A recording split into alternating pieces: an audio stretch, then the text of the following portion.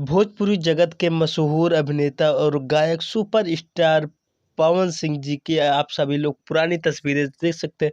और आज हम आप सभी लोग को दिखाएंगे पावर स्टार पवन सिंह के उनके घर का फुल वीडियो फोटोज। दोस्तों वीडियो तक बने रहे। जी हाँ दोस्तों, आज हम बात कर रहे हैं पावर स्टार पवन सिंह को लेकर। दोस्तों पावर स्टार पवन सिंह के ऐसा भी समय था जब दोस्तों ने साइकिल चलने पे मार खाते थे। जी हाँ दोस्तों, आज पावर स्टार पवन सिंह वही पवन सिंह जो है रेंज रोवर जैसे महान बड़ी गाड़ियों से चलते हैं। वो अपना गुरु अपने अजीत चाचा जी को बताते हैं। जी हाँ दोस्तों, आपने सही सुना।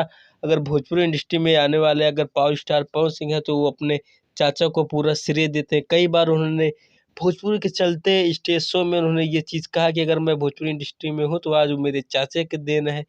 जी हाँ दोस्तों, और मैं मिलाता हूँ आपके पावर स्टार पवन सिंह के आरा के छोटे घर में रहते थे। उनकी अम्मा और उनकी पत्नी धर्मपत्नी के साथ आप सभी की ये लाइव तस्वीरें। तो देखिए पावर स्टार पवन सिंह का मुंबई में जो बंगला है।